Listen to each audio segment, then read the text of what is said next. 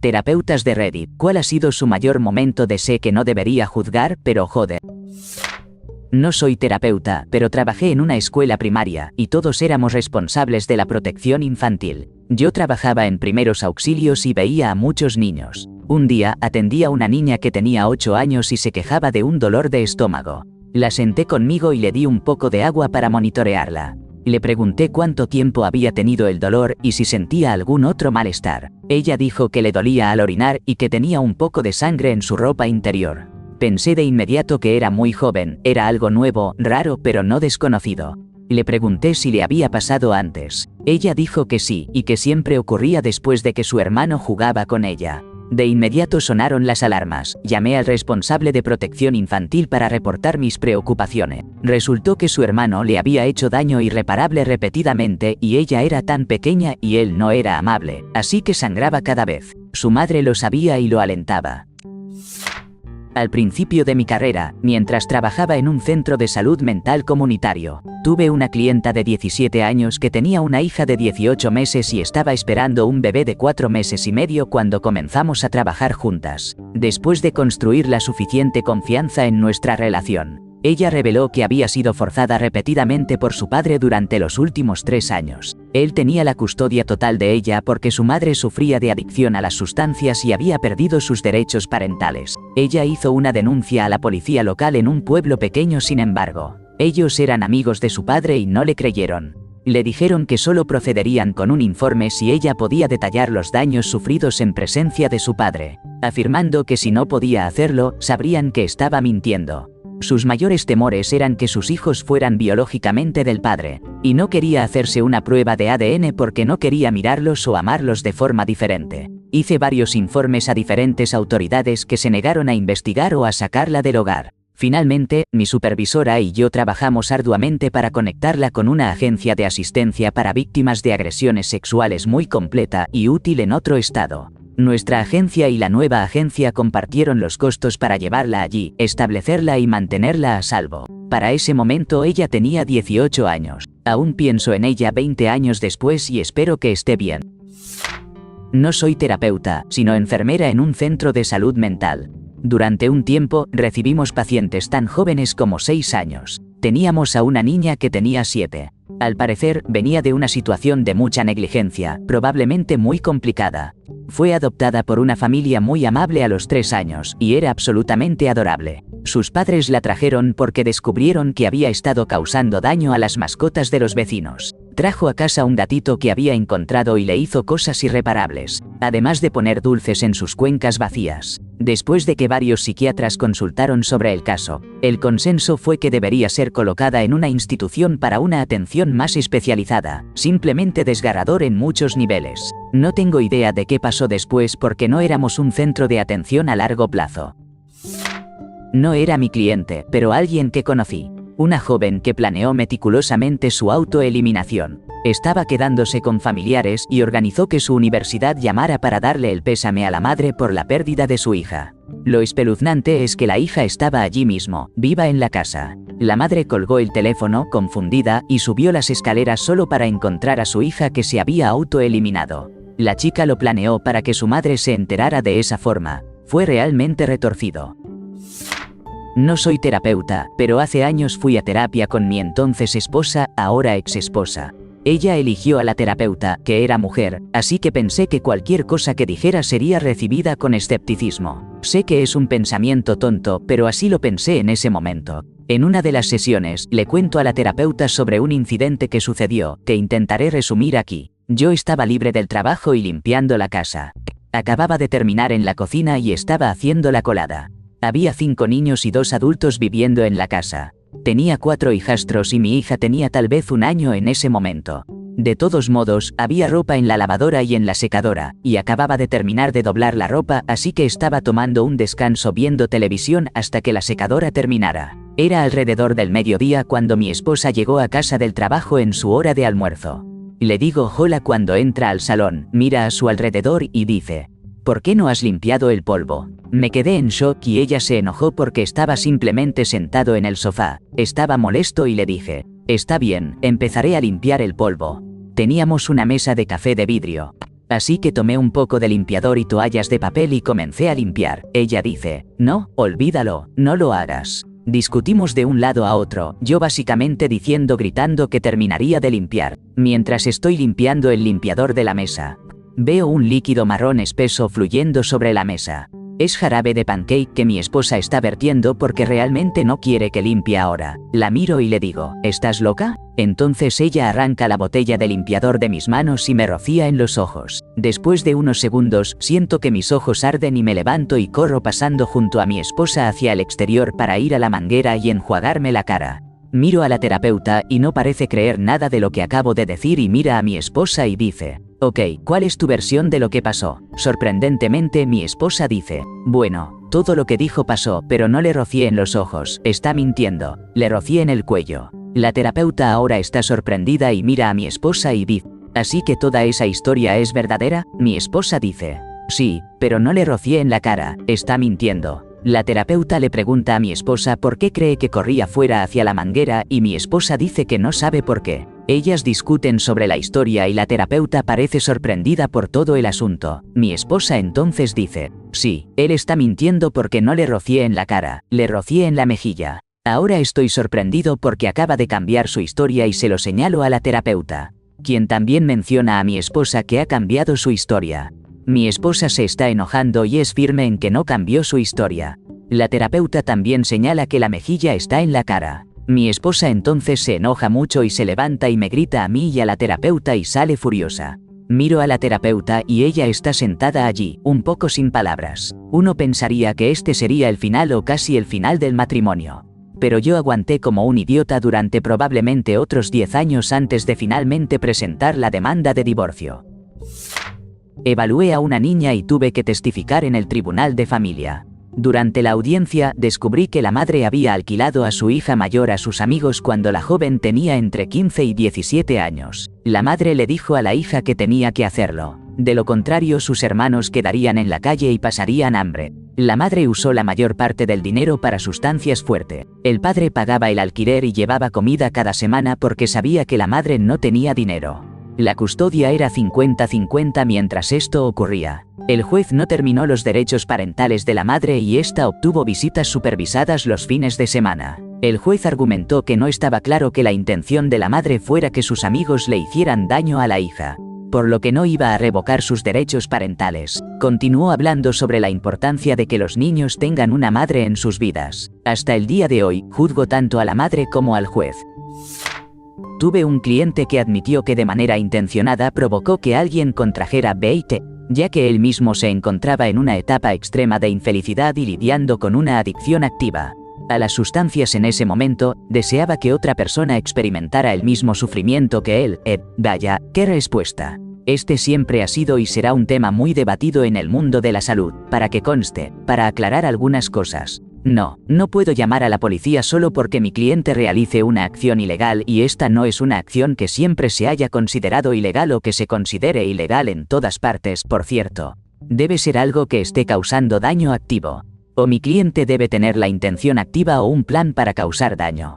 Ya sea que creas o no que provocar intencionalmente que alguien contraiga una enfermedad se encuentre dentro de esos estándares depende de tus creencias personales y de las leyes y el código de ética de tu estado particular. Y no puedo simplemente ignorar el código ético de mi carrera en nombre de hacer lo que creo que es correcto solo porque encuentro abominables las acciones de un cliente o basándome en mi interpretación personal del código.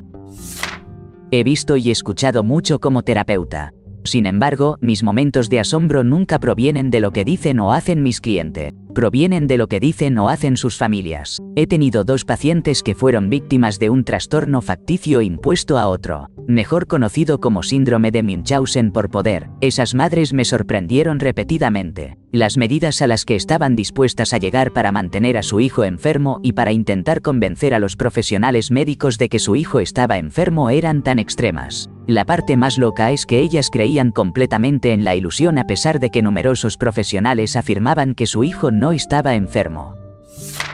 Durante mis prácticas clínicas, un paciente confesó que sentía excitación al llenar un vaso con agua del filtro Brita común y beberlo delante de sus compañeras. Este pobre tipo había sufrido daño irreparable en la infancia y presentaba graves problemas de desviación que tratábamos. Pero esta confesión me hizo pensar, ¿Departamento de Recursos Humanos? Por favor, detengan a este hombre. Esto es bastante perturbador, así que por favor no sigas leyendo si te irritas fácilmente. Tengo un cliente de unos 80 años que fue ingresado en una escuela industrial dirigida por hermanos cristianos. Uno de sus recuerdos más vívidos de la infancia es un perro callejero que entró en el terreno y que los chicos cuidaron durante una semana, dándole a escondidas la poca comida que tenían para consolarlo con su amor inquebrantable. Cuando uno de los hermanos, un sádico, se enteró, colgó al perro en el patio delante de todos los chicos. Los obligó a mirar durante una hora mientras él no dejaba de soltar su soga improvisada. Mi cliente me dijo que nunca olvidará el llanto de todos los chicos mientras se veían obligados a ver a este bastardo. Este hermano seguía fumando cigarrillo tras cigarrillo, cuyo olor todavía le irrita a mi cliente a día de hoy. Que le jodan a la religión organizada. Si esta imagen se me ha quedado grabada a fuego en la cabeza con solo describirla, no puedo ni siquiera imaginar cómo se sintieron esos chicos viviendo semejante horror. Una encantadora adolescente fue llevada a su primera cita conmigo por su papá. Su mamá había, tan diplomáticamente como pudo expresarlo, abandonado recientemente a la familia para vivir un estilo de vida nuevo con un sanador de Reiki. Simplemente los dejó a él con 2 hijos para criar solo, y él estaba haciendo lo mejor que podía por ellos. La terapia fue idea de la hija. Ella había estado teniendo pensamientos intrusivos preocupantes últimamente sobre situaciones trágicas como cómo planear y llevar a cabo una. Estos pensamientos la estaban angustiando y no quería actuar sobre ellos. Aún puedo imaginar lo asustada y triste que se veía al contarme esto. Solo quería envolverla en mis brazos, pero en su lugar le ofrecí muchos elogios y aliento por buscar ayuda y confiar en mí con esta información. También cumplía con la mayoría de los criterios diagnósticos para el inicio de un trastorno esquizoafectivo. Involucramos al papá en la sesión, lo pusimos al tanto, explicamos la parte más urgente del plan. Iba a llevarla a una evaluación completa con un excelente psiquiatra colega mío que entendía la situación y la iba a atender de inmediato. La hija parecía aliviada, el papá parecía aliviado, programamos una hora para hablar pronto. Bueno, la mamá despertó de cualquier trinchera de festival en la que se había pasado y llamó enojada a mi oficina para desquiciarse conmigo. ¿Cómo me atrevo yo? ¿Acaso estoy tratando de hacerle daño a su hija con fármacos? ¿Acaso incluso le saqué sangre y verifiqué sus niveles de vitaminas? ¿Quiero una mala reseña en Google o, peor aún, que me emitan una orden de arresto? ¿Realmente entiendo sobre suplementos herbales? Necesito parar ahora porque me duele la cabeza al recordar todo esto. Solía trabajar en una sala de psiquiatría infantil aguda. Vi a muchos preadolescentes y niños, piensa en 8 a 12 años, en su mayoría boys, y más a menudo de lo que me gustaría. Los padres trataban al niño de manera realmente dura y estaban impactados de que esto solo empeoraba la situación. También trabajé en un área donde no querían escuchar que su crianza a la antigua podría ser un problema. Tuve un padre que dijo: bueno, sí, lo voy a azotar a mi hijo de 11 años cuando se enoja. Mira, sé que a nadie le gusta eso hoy en día, pero a mí me azotaron toda mi vida y salí bien. Tuve que contenerme y no decirle: señor, usted acaba de salir de prisión hace 3 meses después de cumplir 5 años por un delito violento. Comencé mi primer año de prácticas en el Departamento de Salud Mental del Condado trabajando con niños en acogida. Acompañé a mi compañera en una sesión con una niña de 10 años. Durante el viaje de regreso a la oficina, me contó que la menor era víctima de daño irreparable y que había formado un gran vínculo con sus cuidadores actuales donde quería quedarse. Sin embargo, su trabajadora social del Servicio de Protección Infantil CS estaba intentando activamente devolverla con su madre, quien seguía viviendo con el novio que había hecho daño a la niña. La terapeuta continuaba abogando por que la cliente se quedara con los cuidadores, pues eso era lo que la niña también deseaba. Simplemente no puedo creer que el daño irreparable no sea motivo suficiente para decir: no recuperarás a tus hijos si la persona sigue en contacto o viviendo con el agresor, o si es el propio agresor. No soy terapeuta, pero trabajé como asistente de apoyo para sobrevivientes de abuso, tanto adultos como niños. Estos son algunos casos que viví. La cantidad abrumadora de mujeres que no saben que tener relaciones íntimas con alguien que está dormido es un daño irreparable. La mujer cuyo ex la forzó con tanta violencia y frecuencia que le provocó complicaciones que requirieron cirugía y él siguió forzándola durante su recuperación. La mujer que no sabía que no necesitaba el permiso de su esposo para salir con sus amigas. Y en cuanto a los niños, el chico de 14 años que sufrió maltrato físico y psicológico por parte del padre de sus hermanas cuando tenía 5 años. Su hermano gemelo y su hermana no sufrieron ese mal. Solo él, hasta el punto de que ese desafortunado lo ahogaba boca abajo en la bañera. Mi corazón se rompió por ese niño. El niño de 9 años que me habló de su lado oscuro. Que le dice cosas horribles como que es inútil y que no sirve para nada. Que ha tenido pensamientos de hacerse daño y acabar con su existencia, con solo 9 años. Y no siente que pueda contárselo a nadie porque los niños no lloran, y llorar te hace débil. La niña de 13 años cuyo padre le compró y le hizo usar ropa íntima inadecuada cuando tenía 9. Mientras él se comportaba de manera inaceptable y ni siquiera se detuvo cuando su hijo de 8 años entró en la habitación. La madre huyó con los niños después de eso y tuvo que aprender inglés. Su esposo nunca le había permitido aprenderlo. A pesar de llevar años viviendo en el país, una de las primeras palabras que tuvo que aprender fue conducta inapropiada, simplemente repugnante. Así que nunca juzgué a mis pacientes, amaba trabajar con ellos, pero sus abusadores no pasan ni cerca del tiempo suficiente ardiendo en el infierno.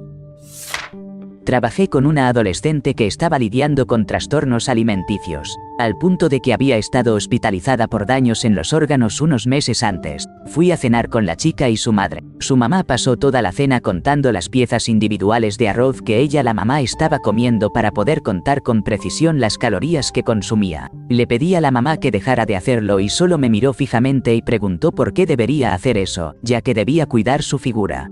Me pregunto de dónde habrá sacado la adolescente de 15 años su trastorno alimenticio. Edith, para aquellos que se preguntan por qué estaba comiendo con la chica y la mamá. La adolescente era paciente y la mamá estaba de visita. Yo trabajaba como técnica en psicología y la chica no podía comer sin supervisión, ya que tenía que documentar su ingesta de alimentos para asegurarme de que estaba comiendo lo suficiente como parte de su plan de tratamiento, así que me uní a ella y a su mamá en la cafetería para la comida. Definitivamente pasé la información sobre los hábitos alimenticios de la mamá para que la terapeuta la revisara en la terapia familiar. No soy terapeuta, sino un agente de libertad condicional (PO). Trabajé exclusivamente con personas que han cometido delitos sexuales durante mucho tiempo. Durante las evaluaciones salen a relucir muchos casos de vínculos inapropiados y conductas perturbadoras. Tuve un cliente que mantuvo una relación íntima con su gemelo, lo cual fue impactante. Otros clientes habían tenido relaciones prolongadas con sus madres. Honestamente, no creo que haya mucha esperanza para alguien atrapado en ese tipo de dinámica. No juzgo. Después de 20 años en este trabajo, ya he visto prácticamente de todo. Simplemente me da pena por estas personas, y por quienes han sufrido a causa de sus acciones. Tuve un padre que me llamó y me gritó durante 20 minutos porque le dije a su hijo que tenía que hacerse responsable de sí mismo y de sus acciones. Su hijo tenía 16 años. En otra ocasión, un niño de secundaria entró con lo que pensé que era su abuelo, pero en realidad era su papá. Su papá dijo que la mamá se había ido y no estaba en la imagen. Avanzando 3 meses, una mujer muy joven de Europa del Este entró queriendo hablar conmigo sobre su hijo. Cuando empecé a juntar las piezas, algo parecía raro. Ella era una novia por correo y lo admitió. El hijo entonces confirmó: sí, sé que mi papá la pidió. Tiempos salvajes. Una estudiante universitaria llegó tras un intento de acabar con su existencia mientras yo estaba como pasante terapeuta en el campus. Ella tenía un historial de pensamientos sobre esto desde que tenía 5 años. Vino a buscar ayuda porque trató de poner fin a su vida tomando medicamentos en su dormitorio y también se lastimó un poco en la cara. Sentía que podría intentarlo de nuevo. Tuve que admitirla en atención hospitalaria. Ella tenía miedo de llamar a su mamá, así que estuve con ella para ofrecerle apoyo cuando hizo la llamada.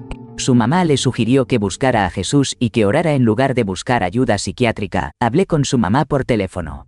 Su mamá trató de decirme que no tenía derecho a hacer esto sin importar que la estudiante era adulta y realmente quería ayuda. Luego, la mamá intentó quejarse con mi supervisora diciendo que yo era horrible y que estaba haciendo cosas que no tenía derecho a hacer. Intentó que mi supervisora le permitiera hablar, más bien reprender conmigo. Afortunadamente, mi supervisora me respaldó ese día. No permitió que la mamá hablara conmigo. La estudiante terminó recibiendo la ayuda. Sin embargo, sabía que sería difícil para ella una vez que regresara al mundo real, cuando tuviera que ver a su madre de nuevo. Después de que envié a la estudiante a empacar sus cosas, temblé fuertemente por la descarga de adrenalina y comencé a llorar. Me sentía muy triste por ella. No podía creer que su mamá no le permitiera buscar ayuda después de todos estos años y tras su intento de acabar con su existencia. Pienso en ella incluso una década después. Llegué tarde a la fiesta, pero soy el jefe de los terapeutas. Muchas personas no se dan cuenta de cuán vacíos pueden volverse muchos terapeutas, especialmente los más nuevos. Ellos dan todos sus esfuerzos a sus clientes y luego no les queda nada para sí mismos. Muchos enfrentan la depresión y la ansiedad. Una historia en particular. Tuve una terapeuta con la que tenía buena conexión que me dijo: lo más probable es que me suicide en 3-4 años. Lo dijo de una manera tan directa, sin emoción. Ella ha sufrido de depresión toda su vida y otros problemas de salud físicos y mentales, y esencialmente se resignó al hecho de que solo empeorarán. Esa realmente se me quedó grabada. Fui terapeuta por un breve periodo y luego cambié de profesión, pero nunca olvidaré a un cliente en particular durante mi pasantía. Mi pasantía fue en un lugar que principalmente ofrecía sesiones de terapia obligatoria por orden judicial para personas que estaban pasando por el sistema de justicia penal. Este cliente estaba en el sistema porque había causado un daño irreparable a la hija de 12 años de su novia mientras la madre dormía una noche. Como terapeuta, te enseñan con bastante rigor durante tu formación que todos somos básicamente buenos como seres humanos, y creo en eso con muy pocas excepciones, pero este hombre era una excepción. No sentía remordimiento ni culpa por lo que había hecho. Lo que es peor, trató de justificar sus acciones. Quedó claro al hablar con él que esta no era la primera vez que sucedía algo así. No solo con esta niña, sino con otras. Pasar una hora con él resultaba difícil y dejó de asistir después de solo unas pocas sesiones. El correo electrónico que envié a su oficial de libertad condicional informando que había faltado a sus sesiones obligatorias por orden judicial fue el único que envié con gusto durante mi tiempo allí. Estoy seguro de que este hombre tuvo una infancia terrible y quizás, con el paso de los años, podría llegar a un mejor lugar. Pero en mi opinión, el único lugar adecuado para él era una celda de cárcel por el momento.